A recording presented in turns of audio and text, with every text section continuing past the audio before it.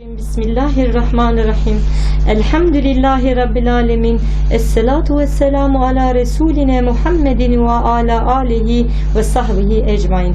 Esselamu aleyküm ve rahmetullahi ve berekatuhu.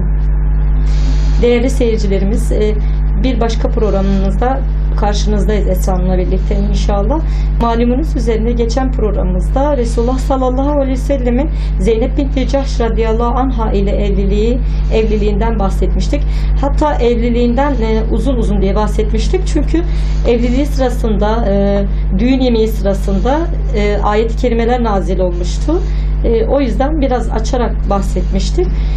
Bugün de inşallah Esra Hanım'la birlikte Zeynep binti Cahş radıyallahu anh'ın ahlakına geçen programda biraz değinmiştik. Bugün de inşallah kaldığımız yerden devam edeceğiz ve ahlakını inşallah biraz daha bahsedeceğiz. Evet Esra. Evet. Ahlakından bahsetmiştik önceki dönemde. Şu andaysa şunu söyleyebiliriz ahlakı olarak. Çok fazla Zeynep binti Cahş'ın biz cömert olduğunu görüyoruz. Gösterilen rivayetler de buna işaret ediyor. Bu rivayetlerden bir tanesi de şöyle: bir gün Resulullah Aleyhisselam hane-i saadetinde hanımlarıyla beraber oturuyorken hanımlarından biri diyor ki, ya Resulullah diyor, siz vefat ettikten sonra size bizden en yakın kavuşacak olan kimdir? Kim öncelikle size kavuşacak? Resulullah Aleyhisselam da şöyle buyuruyor, diyor ki, bana kavuşacak olanınız eli en uzun olanınızdır. Tabi hanım sahabiler Resulullah Aleyhisselam gittikten sonra aynen şöyle bahsedilir. Sevde radıyallahu anh ve diğer bütün sahabiler kollarını duvara koyup ölçmeye başlarlar. Her biri der ki, acaba hangimizin kolu daha fazla uzundur? Tek tek bütün hanım sahabiler kollarını uzunluğunu ölçer. En sonunda Sevde radıyallahu anh'ın boyu uzun olduğu için kolunu ölçünce Sevde radıyallahu anh'ın kolunun en uzun olduğu ortaya çıkar. Ve derler ki Resulullah Aleyhisselam vefat ettikten sonra ilk aramızdan vefat edecek hanım sahabe ve ona kavuşacak ilk kişi Sevde radıyallahu anh'tır derler ve bu şekilde konuyu kapatırlar. Resulullah Aleyhisselam dünyadan ahirete irtihal eder. Hanım sahabiler tabi bu duruma üzülür, bütün ümmetin üzüldüğü gibi. Uzun bir zaman geçer. Resulullah Aleyhisselam'ın bu hadis-i şerifi de artık hatırlanmaz, yani unutulur. Ne zaman ki Resulullah Aleyhisselam vefat ettikten sonra kısa bir zaman geçiyor ve bu zaman geçtikten sonra Zeynep binti Cahş vefat ediyor. Zeynep binti Cahş vefat ettikten sonra bir anda akıllarına o hadis geliyor, o gün geliyor ve diyorlar ki, biz diyor o gün Resulullah Aleyhisselam'a sormuştuk, size en önce kim kavuşacak? O da bize kolumuz uzun olan demişti ve biz de Sevde radıyallahu anh'ın kolunun uzun olduğunu ve ilk vefat edenin de onun olduğunu söylemiştik ama bugün Zeynep binti Cahş Resulullah Aleyhisselam ilk ulaşan kişiydi. Peki diyor ki, bu hadisten demek anlaşılan bu değildi diyorlar. Demek ki Resulullah Aleyhisselam kolunun uzun olmasından kasıt aramızda en cömertimizi seçmişti ve bizim aramızda en cömert olanımız da diyor fakirlere sadaka ve tasadduk etme konusunda, elindekini infak etme konusunda olan da Zeynep binti Cahş'tı. Ondan dolayı da ilk Resulullah Aleyhisselam'a ulaşan aramızdan hanım sahabi de odur diye daha yeni o gün o hadis-i şerifin anlamını anlıyorlar. Evet, şimdi burada Zeynep binti Cahş validemizin göze çarpan unsurlarından biri, en önemli unsurlarından biri cömertliktir dedik. Zaten hani her programımızda söylüyoruz. Onların hayatını niçin öğreniyoruz? Bize örnek olsunlar diye, bize rehber olsunlar diye. Biz bayanlara da düşen tıpkı Resulullah sallallahu aleyhi ve sellemin eşleri gibi cömert olmak. Yani Allah davası uğrunda, İslam dini uğrunda cömert olmak, daima başkasını düşünmek, yani kendimizi düşünmekten ziyade İhsar yapmak. Evet, ihsar yapmak, başkasını düşünmek en güzeli olacaktır. Biz Müslüman bayanlara da onlar birer kılavuzdular, birer rehberdiler, birer örnektiler. Tıpkı Zeynep binti Cahş validemizin yaptığı gibi sürekli kendisi ihtiyaç sahibi olduğu halde sürekli ihsar yapardı. Kendi elinde bulunanı asla biriktirmezdi, kenara koymazdı, sürekli tasadduk ederdi ve bunu sürekli yapardı. Yani gelir gelmez elindeki malı hemen çıkarırdı. Bir gün Hazreti Ömer Medai'nin fethinden sonra yani o zamanlar Resulullah'ın eşlerine belirli bir miktarda ganimet taksim edilirdi ve Hazreti Ömer 12.000 dirhem Hazreti binti Cahş validemize ganimet gönderiyor ve o da kalkıyor bunu akrabalarına, yakın akrabalarına, muhtaç olan yakın akrabalarına ve yoksullara dağıtıyor. Hazreti Ömer tabi bunu duyuyor ve kalkıyor 1000 dirhem daha Zeynep binti Cahş validemize gönderiyor. Zeynep binti Cahş validemiz diyor bunu da kalkıp veriyor. Hazreti Ömer bunu da duyunca diyor ki bari o sana gönderdiğim o 1000 dirhemi kendi yanında tutsaydın diyor. Ama Resulullah sallallahu aleyhi ve sellem'in eşlerinin ahlakları hiçbir zaman bu onların ahlakını tersti. O yüzden onlar ne yapardı? Ellerindekileri hemen düşünmeden infak ederlerdi. Onu sadaka olarak yoksullara, miskinlere ve kendi yakın akrabalarına verirlerdi. Zeynep binti Cahş annemiz de Hazreti Ömer'in ona gönderdiği 12.000 dirhemi ilk başta, daha sonra da tekrar gönderdiği o 1000 dirhemi de hemen anında miskinlere ve yoksullara dağıtıyor. Tabi Hazreti Ömer dedik bunu da duyuyor.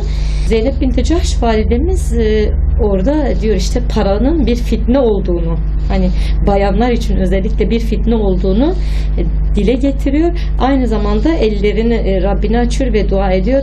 Ya Rabbi diyor beni bir daha Hazreti Ömer'in bu ihsanına yetiştirme diyor. Yani beni bu ihsandan uzak tut diyor. Hatta bazı rivayetlerde Zeynep binti Cahş validemiz bu sene içerisinde de vefat ediyor. Yine aynı şekilde yine onun cömertliğinden başka bir örnektir. Mesela deriyi tabaklardı. Tabakladıktan sonra deriden bazı eşyalar yapardı.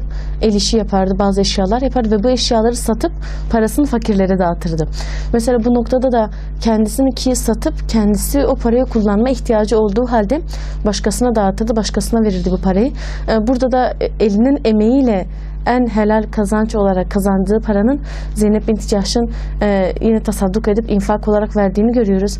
Muhakkak ki hani insanı belki Zeynep binti Cahş'ı bugün onu konuşmamızı sağlayan Peygamber Efendimiz'in hanımları seviyesini yücelten şey belki de onların kalplerini gerçekten dünyanın kirlerinden, dünyanın paslarından, özellikle maddiyattan ve dünyevi olan her şeyden infakla temizleyip Allah-u Teala'ya temiz bir kalple yalvarmalarıydı belki de.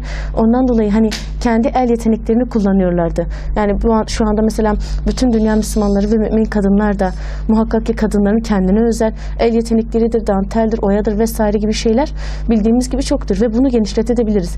İşte herhangi bir şey çizimdir veya şekildir. Bunlar hanımların gerçekten maharetlerini isteyen yeteneklerdir.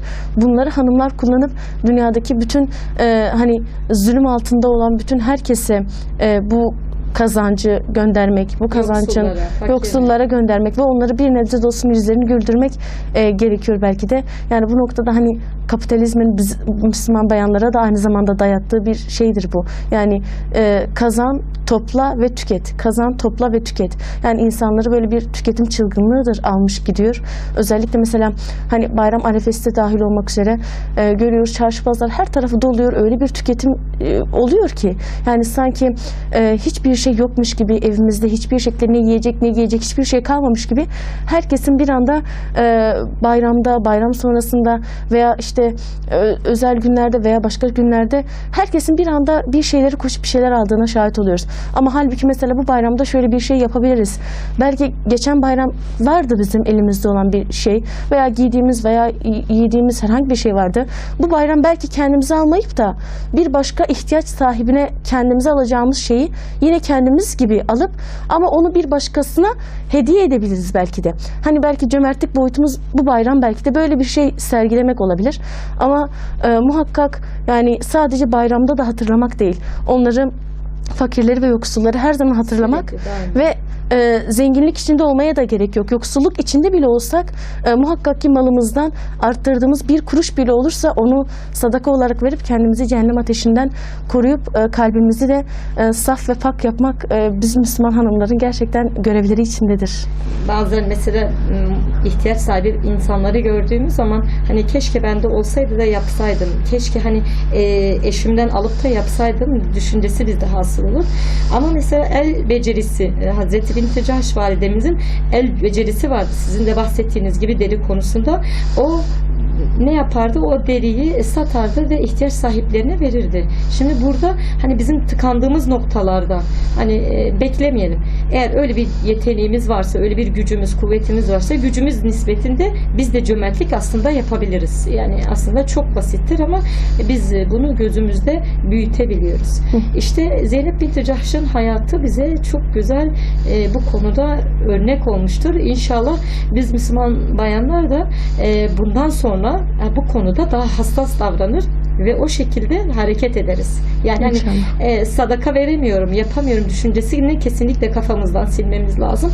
Ufak bir el becerimiz de olsa bunu Allah yolunda değerlendirmek bize sevap olarak geri dönecektir inşallah. Muhakkak.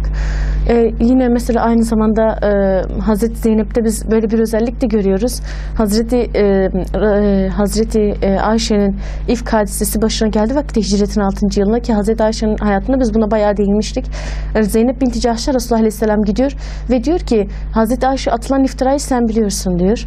Bu iftira meselesinde ey Zeynep sen ne düşünüyorsun? Şimdi Peygamber Efendimizin Zeynep'i tercih etmesinin sebebi biz önceden bahsettiğimiz gibi Zeynep binti Cahş'ın kardeşi Hamle binti Cahş'ın da bu iftirayı dillendirenlerden ve bunların yayanlardan olması hani ola ki belki kardeşinden de etkilenmiştir. Ona bir sorayım şeklinde. Bir de ikinci bir Resulullah'ın tercihi de Zeynep binti Cahş'a sormadaki. İkinci olarak da Hazreti Ayşe ile aralarında evlendiği ilk günden bir hissi bir rekabet vardı.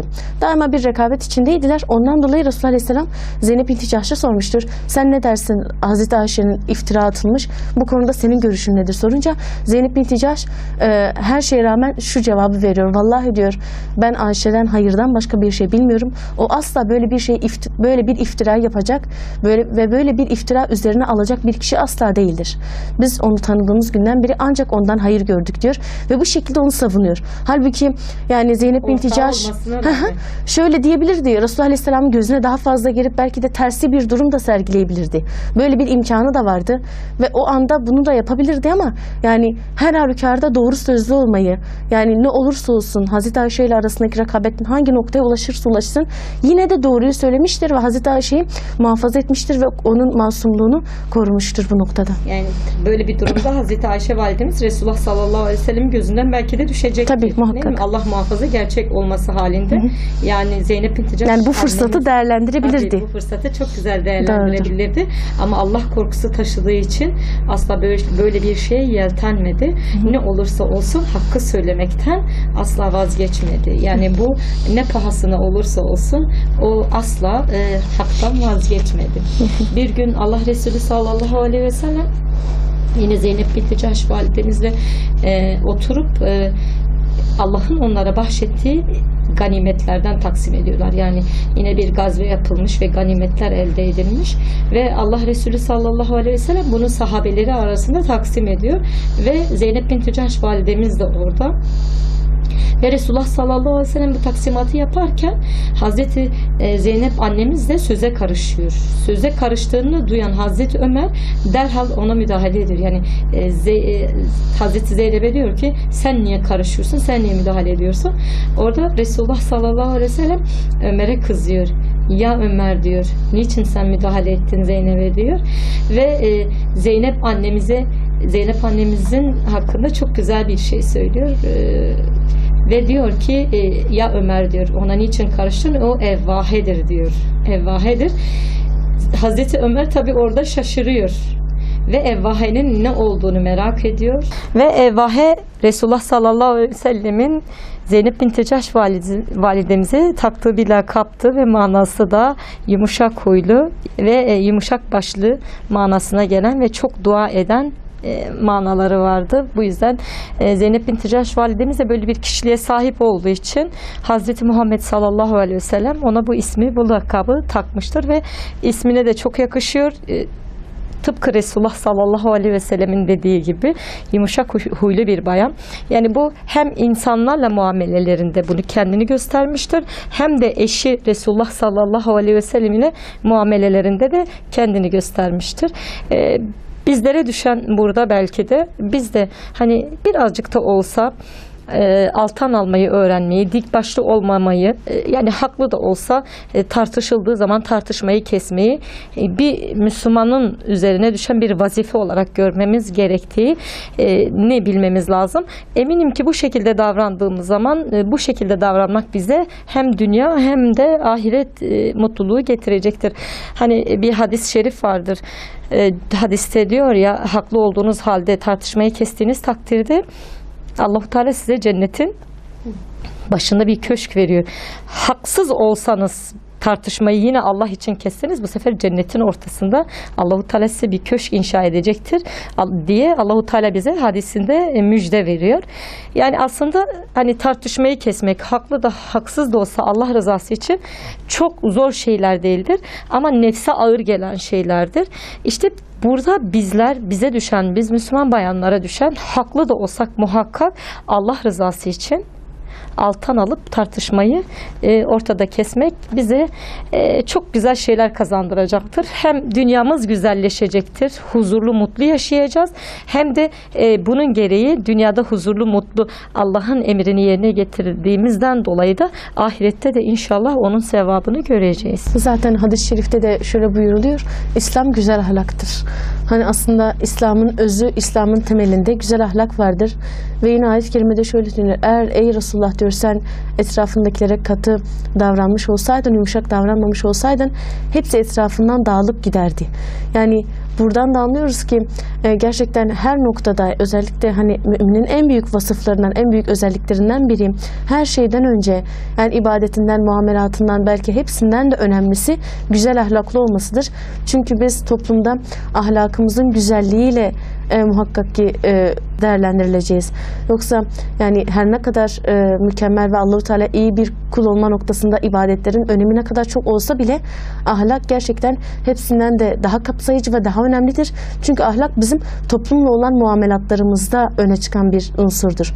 Bizim toplumla olan muamelatlarımızın işte eşimizle, çocuğumuzla veya bütün işte arkadaş ve diğer çevrelerde olan bütün muamelatlarımız bizim ahlakımızla gerçekleşiyor. O yüzden ahlakımızın güzel olması bizim gerçekten iyi ve doğru bir insan olarak tanınmamıza, ahlakımızın da yanlış, ters olması ve İslam'ın öngördüğü bir şekilde olmaması da insanlar açısından yanlış bir ittiba kazanıp takdir ve sözünün geçerliğinin olmamasını delalet ediyor. Bu noktada gerçekten yumuşak huyluluk, ahlak ve benzeri şeyler bir Müslümanda olması gereken en önemli vasıflardandır. Yani insanları İslam'a davet ederken ahlak çok önemlidir. Çünkü o ahlak insanları teşvik edecektir. İslam dini böyle bir dindir. Madem ki insanlar İslam'a girerek bu kadar güzel ahlak sahibi oluyor, hani biz neden olmayalım? Yani hani lafta söylemek belki insanları çok etkilemez. Ama insanların bunu amele dökmesi, hareketlerinde, ahlakında göstermesi çok güzel insanlarda iz bırakır ve insanlar bu tür insanlardan, bu tür Müslümanlardan daha çok etkilenir. Bunu hiçbir zaman aklımızdan çıkarmamamız gerekir. İslam'ı yaşamak demek, bunu ahlakımızda göstermek demek. Hani bir söz vardır ya, biz kal insanı değil de hal insanı olmalıyız. Yani biz dille her şeyi ifade eden bir insan değil de hayatımızla, yaşantımızla ifade eden insanlardan olmalıyız diye. Bu da zaten söylediğimiz meseleyi çok güzel kuvvetlendiriyor. Allah-u Teala inşallah Kur'an ahlakıyla, İslam ahlakıyla bizleri, eşlerimizi, çocuklarımızı, daha doğrusu ümmeti Muhammed'in hepsini o şekilde ahlaklandırsın inşallah. Çünkü Resulullah sallallahu aleyhi ve sellem de gelince diyor ki ben güzel ahlakı tamamlamak üzere gönderildim. Ve gerçekten de Resulullah sallallahu aleyhi ve sellemin hayatına baktığımız zaman ahlakın en mükemmelini, en güzelini onun ahlakında görüyoruz. Ve daha sonra da onun eşlerinin hayatına baktığımız zaman da biz Müslüman bayanlara çok güzel örnekler onların hayatlarında vardır. Allahu Teala inşallah bizleri de onlardan eylesin inşallah. Son nefesimizi verinceye kadar. Zeynep binti Cahş validemizin göze çarpan en önemli özelliklerinden bir tanesi de çok namaz kılmasıydı. Daha önce de bahsetmiştik. Bir gün Allah Resulü sallallahu aleyhi ve sellem mescide giriyor ve mescidin iki direği arasında bir ipin çekilmiş olduğunu görüyor. Ve oradaki ashab-ı kirama soruyor. Hani bu ip neyin nesidir diyor. Ashab diyor ki ya Resulallah diyor. Bu diyor Hazreti Zeynep'in ipidir diyor. Ve Hazreti Zeynep yorulunca ipe tutunurdu. ipe tutunurdu ve o şekilde namazlarına devam ederdi. Allah Resulü sallallahu aleyhi ve sellem hemen emrediyor. Çabuk o ipi çözün diyor. Ashab-ı kiram şaşırıyor. Allah Resulü sallallahu aleyhi ve sellem diyor ki biriniz diyor namaz kıldığı zaman diyor gücü yerinde olduğu müddetçe ayakta kılsın. Eğer gücü yetmediği zaman otursun ve namazını o şekilde bitirsin. Yani bir insan şimdi Resulullah sallallahu aleyhi ve sellem ve sahabeleri ve eşleri hani şimdi bizim kıldığımız gibi namazlarını bizim kıldığımız şekilde kılmıyorlardı. Gerçekten onların namazı huşu içinde ve çok uzatarak kılıyorlardı. Hani şimdi biz en kısa sureleri belki okurken onlar cüzlerle Kur'an-ı Kerim okuyorlardı. Yani namaz sırasında.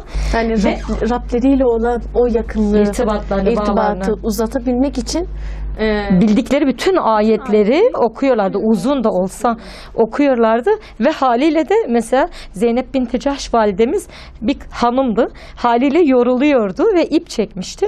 Allah Resulü sallallahu aleyhi ve sellem hemen duruma müdahale ediyor ve derhal bu ipin çözülmesini emrediyor. Ve burada gözümüze çarpan bir şey daha oturarak namazın kılınabilmesi. Yani çünkü diyor ki eğer gücünüz yetmiyor ise hastaysanız veya herhangi bir şey, tabi bu hadisin açılımı daha sonra alimler tarafından yapılıyor. Eğer diyor sizin gücünüz kuvvetiniz yoksa oturarak da namazınızı kılabilirsiniz diyor. Bu şekilde bir kolaylık sağlanıyor. Namazın en azından hayatımızda devam edebilmesi için zaten bütün hanım sahabelerin hayatında muhakkak namaz konusuyla ilgili bir örnek muhakkak veriyoruz. Ve bu namazlarında da gerçekten Hazreti Ayşe'den mesela aklıma geldi şu anda. Hazreti Ayşe radıyallahu anha yeğeni Urve yanına geliyor. Yanına gelince onu namaz kılıyor olarak görüyor. Tekrar gidiyor işlerini halletmek için. Tekrar yeniden gelince onu tekrar namazda buluyor. Aynı namazını devam ettiriyor olarak görüyor. Yani her hanım sahibinin hayatının namazla süslenmiş olduğunu her seferinde görüyoruz ve her seferinde de hani Zeynep binti Cahş'ta olduğu gibi her birinden de örnek veriyoruz. Ve inşallah namazın yani anlamıyla, rükünleriyle yani bilinçli bir şekilde hani Hazreti Şuayb'a söylendiği gibi ey Şuayb senin bu namazın mı bize atalarımızdan men ediyor. Yani senin bu namazın mı sana bunu emrediyor diyor. Yani namazımızın gerçekten bizi kötülüklerden men edecek şekilde bir donanımla kılmayı inşallah Allah-u Teala bize nasip etsin. Çünkü namaz bizim hem Allah-u Teala olan irtibatımızı sağlıyor hem de bunun yanı sıra bizi bütün kötülüklerden muhafaza ve bütün fahşa ve kötü şeylerden de muhafaza ediyor. Bununla beraber zaten Allah-u Teala namazla da ondan yardım istememiz gerektiğini de söylüyor. Hani Bakara suresinde şöyle geçiyor. "Vesta'inu bis sabri ve salat." Siz namazla ve sabırla Allah-u Teala'dan yardım isteyin. Yani sıkıştığınız vakitte, dara girdiğiniz vakitte, bir müşkülatla karşılaştığınız vakitte, çözemeyeceğiniz ve üstesinden gelemeyeceğiniz bir şeyle baş başa kaldığınız vakitte siz namazla ve sabırla Allah-u Teala'dan yardım isteyin. Yani siz namazla karşıma geçin ki ve benden o halde isteyin. O yüzden Allah-u Teala'yı gerçekten kulunun daima yardımını bile namazda istemesini görüyoruz. Yani namazla benden yardım isteyin, namazla bana öğlenin, namazla hayatını süsleyin görüyoruz. O yüzden Allah-u Teala inşallah hepimizi hakkıyla namaz kılanlardan ve namazımızı bizi kötülüklerden engelleyenlerden eylesin inşallah. Amin. Namaz gerçekten dinin direğidir. Namazını kılan dinini ikamet etmiş olur. Yani namazla ilgili hadisleri saymakla gerçekten bitiremeyiz. Ve burada namaz konusunda biz Müslüman hanımların daha çok hassas davranması lazım. Bazen hasta olabiliyoruz, gücümüz olmuyor, takatimiz olmuyor. Burada gerçekten hani din kolaylıktır dedik ya. Burada yine Allahu Teala'nın bize bir kolaylığı, Resulullah sallallahu aleyhi ve sellem'den gelme bir kolaylık. Hani diyor ki hastaysanız oturarak namaz kılabilirsiniz. Yani çünkü namazın hiçbir şekilde terki söz konusu değildir İslam dininde. Hiçbir şekilde Müslümanım, müminim diyen, iman eden herkesin muhakkak namaz kılması lazım. Hasta da olsan hasta yatağında kılabilirsin. Suyun altında olsan suyun altında bile namazını kılabilirsin. Yeter ki insanlar Allah ile o bağlarını hiçbir zaman, hiçbir şekilde, hiçbir mekanda, hiçbir zamanda o bağı koparmasınlar. Savaş anında bile Allahu Teala nasıl namaz kılınması gerektiğini biz müminlere çok güzel öğretiyor. Evet Esra Hanım, buraya kadar Zeynep binti Cahş validemizin ahlakından bahsettik ve onu anlamaya çalıştık, örnekler verdik. Ve bundan sonra Hazreti Zeynep validemizin eşleri Resulullah sallallahu aleyhi ve sellem diğer eşlerinin Zeynep binti Cahş hakkındaki bazı sözleri var. Mesela Hazreti Ayşe validemiz Hazreti Zeynep binti Cahş hakkında şöyle söyler, der ki o ibadetine düşkün, çok namaz kılar, yetim ve öksüzlerin hamisidir. Yani bir ortağı, bir kuması onu bu şekilde övüyor. Yine mesela Hazreti Ayşe şöyle diyor. O diyor kimsenin Zeynep binti Cahş için o kimsenin erişemeyeceği bir şerefe erişti. Çünkü Allahu Teala onu peygamberine zevce yaptı. Bir de zevce yapmakla kalmayıp Allahu Teala Hazretleri onun ismini Kur'an-ı Kerim'de zikretti. Mesela biz ayetlerde de söylemiştik. İsmi şu şekilde zikredilmişti. Ya Resulullah demişti ki zevveçnâkeha. Biz o kadını seninle nikahladık şeklinde ayet-i kerimede geçmişti. Her ne kadar Zeynep binti Cahş adıyla geçmese de hani zevveçnâkeha diyoruz. Oradaki ha zamirinin, müenneslik zamirinin mercisi ve gittiği yer Zeynep binti Cahş radıyallahu anhadır. Bundan dolayı da Allah-u Teala onu ayet-i kerimede zikretmiştir. Mesela Ümmü Seleme validemiz de yine onun hakkında şöyle der. Resulullah ona çok düşkündü, onu severdi. Çünkü diyor o saliha bir kadındı. Çok namaz kılar, çok oruç tutar ve miskin ve yoksulların da yardımcısıydı ve onlara çok yardım ederdi. Ümmü Seleme validemiz de bu şekilde methediyor onu. Evet, yine Hazreti Ayşe mesela şöyle der. O beni Resulullah Aleyhisselam'ın hanımları içinden beni diğer bütün hanımlarından üstün tutardı. Yani ben onun hissi rekabeti en yakın olduğum halde beni diğer bütün hanımlarından üstün tutardı ve Resulullah Aleyhisselam'ın halasının kızı olmakla övünürdü. Bunun yanı sıra şununla da övünürdü diyor. Herkesin nikahını babası, kardeşi ve velileri kılmıştır ya da en yakın akrabaları kılmıştır. Benimse nikahımı alemlerin Rabbi olan gökte kıyılmıştır. Zeyd bin Harise ile boşanıp onu evlenmesiyle beraber gökte kıyılmıştır şeklinde bu konuda da övünürdü diğer hanımlara karşı. Evet, mesela İbn Abbas radıyallahu anh da onun hakkında şöyle der. Onun hani biraz önce de bahsettiğimiz gibi çok namaz kılan bir hanım olduğundan bahsetmiştik. İbn Abbas da bizzat kendisi bu işe şahitlik etmiş. Hani Resulullah sallallahu aleyhi ve sellem ona evlilik teklifi gönderdiği zaman hemen şükür secdesine yatıyor.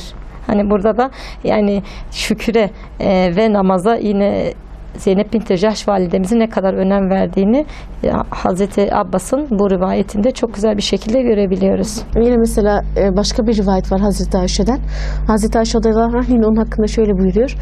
Diyor ki onun güzelliğinden, Peygamber Efendimizin akrabalığından dolayı yine beni kıskançlık tutmuştu.